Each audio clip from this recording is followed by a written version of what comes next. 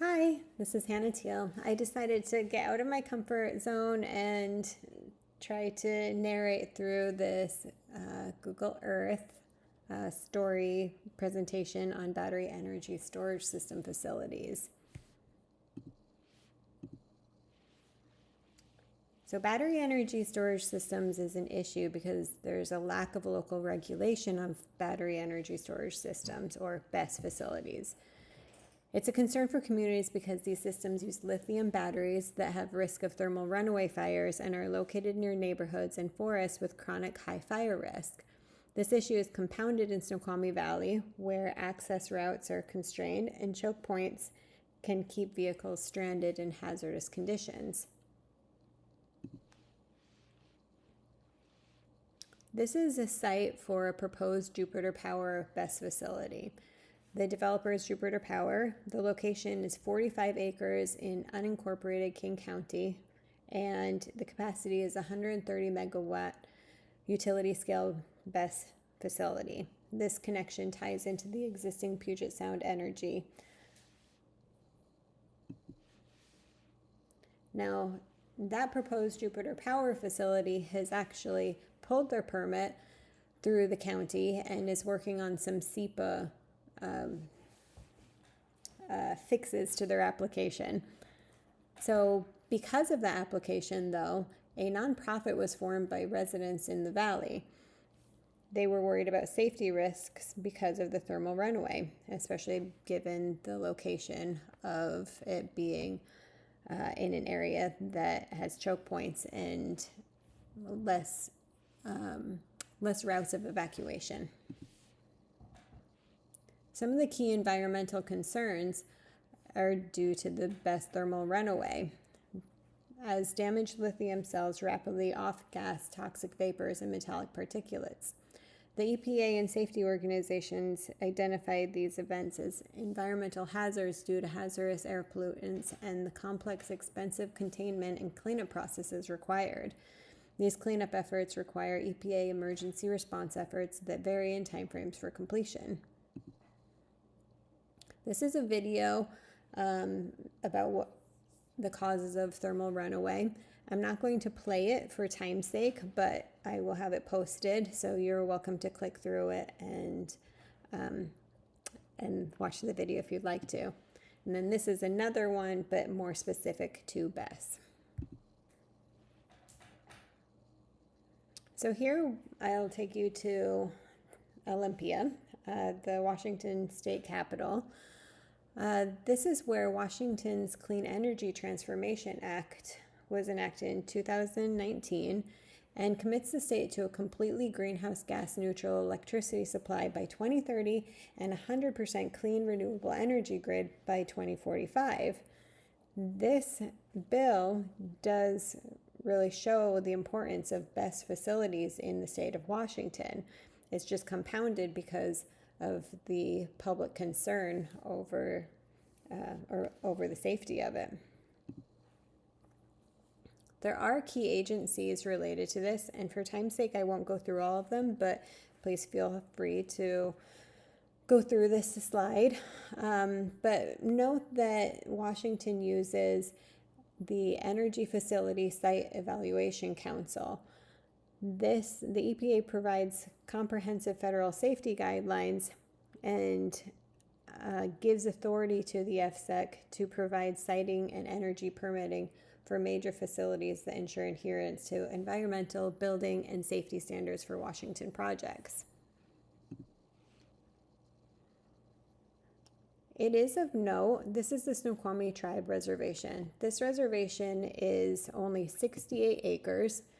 And it's interesting, there's more information about the Snoqualmie tribe and the reservation in this slide, but it's interesting given the location, I'll go back, sorry about that, the location near the proposed BESS site. So here's the reservation, the BESS site is just right over here with a river in between. The Snoqualmie tribe actually purchased their own 12,000 acre ancestry forest lands. It was used for timber, and now they're going to be using it to sustainably harvest while the ecosystem is managed to support native plant and wildlife populations. Each summer, the Pacific Northwest is increasingly hot and dry. Most people think of Washington and think of it as always raining, and that is often true in the winter months, but in the summer, the sun comes out and we don't see much rain at all. So fire risk is significant to Snoqualmie Valley, as the valley is located in the foothills of the Cascades, and routes in and out of the valley are minimal, creating a safety concern in the event of emergencies such as a forest fire. As you can see, this is I-90 that goes east and west through Washington. Seattle is right this direction, west. It's about 30 minutes from Snoqualmie Valley. And there's really not a lot of roads in and out here. There's some minor ones. There's a little road that goes through Falls City. You can go through Sammamish, but it's pretty limited. Snoqualmie River runs this whole area through the valley. And then South Fork River also runs through the whole area, comes this way and through here. And then Coal Creek kind of crosses between the two, and it's 16.5 mile waterway in the Snoqualmie area. So water pollution from BESS is a growing regulatory and environmental concern, primarily triggered by firefighter water runoff during a battery fire or thermal runaway event. While operating normally, a BESS is a self-contained dry system with minimal risk of fluid leakage. However, high-profile accidents have triggered active lawsuits regarding groundwater and well contamination. The fire water runoff for large battery fires requires millions of gallons of water to cool. If not contained, this water washes over burning cells, carrying hazardous byproducts into nearby storm drains, soil, and aquifers. Heavy metals from active lithium-ion battery cells contain metals such as nickel, cobalt, lithium, copper, and manganese. Combustion can dissolve or carry these particulate metallic compounds into the water table. And of course, toxic chemicals and PFAS. Thermal events can break down battery electrolytes into highly corrosive hydrogen fluoride and fluorinated organic compounds. Recent litigation highlights the risk of PFASs leaching into regional drinking water supplies following fire suppression.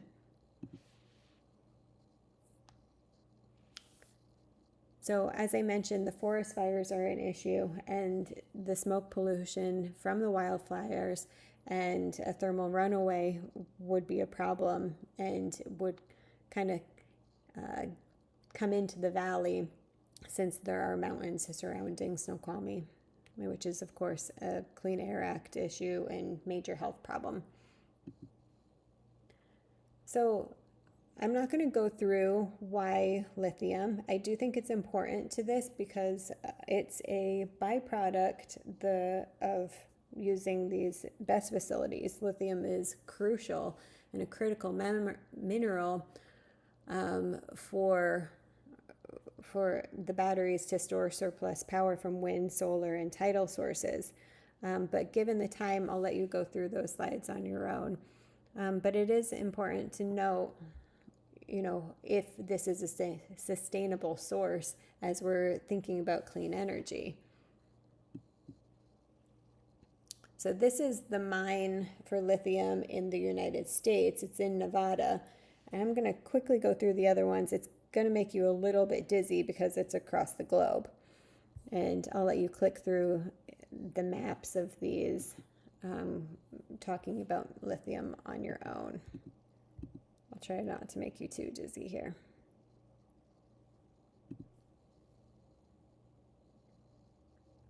Okay, so we're back in Snoqualmie. And this is talking about the sustainability of lithium. So moving forward with BESS, the future of BESS facilities needs regulation that balances multiple stakeholder concerns while addressing federal agency and state mandates. The EPA outlines main considerations for safe installment and incident response that addresses challenges with fire suppression, emissions, and environmental impact. Environmental law needs tighter mandates relating to mitigation of hazards up front. There's a cost to this objective and a big reason why many statutes and bills are not passed. However, I believe it a standard that is important to long-term planning and sustainability on the environment. These mandates may include mandatory environmental studies, zoning buffers, expanded definition of hazardous materials, and RCRA classification of BESS facilities as chemical facilities. Further, secondary containment mandates beneath battery enclosures could prevent toxic firewater runoff from entering local groundwater. And finally, tighter framework for new full life cycle legislation should be required to prevent degradation of the facility. The future of sustainable BESS and lithium supply chain requires a multidisciplinary approach to prevent future environmental degradation, secure grid reliability, and uphold human rights and environmental justice. Science is key to research next-gen chemistry for lithium alternatives. Extraction technology methods like direct lithium extraction can reduce environmental damage, and innovation in direct recycling without the use of smelter processing. Economics brings market viability to sustainable growth and environmental sustainability by using levelized cost of storage, or LCOS, to evaluate financial longevity of BESS, promotion of second life batteries, ensure recycled materials is cheaper than mining, and diversified supply chain mitigates price volatility. Ethics provides a moral framework that assesses the cost to humans and the environment for advanced technology. I think future environmental law should encompass multiple stakeholders, but should ultimately focus on sustainability. BLGS explains, from shaping policy on climate change to protecting endangered species, environmental law is at the heart of efforts to preserve our planet for future generations. This is a standard I hope is more clear in 50 years. Thank you so much for your time. Have a great night.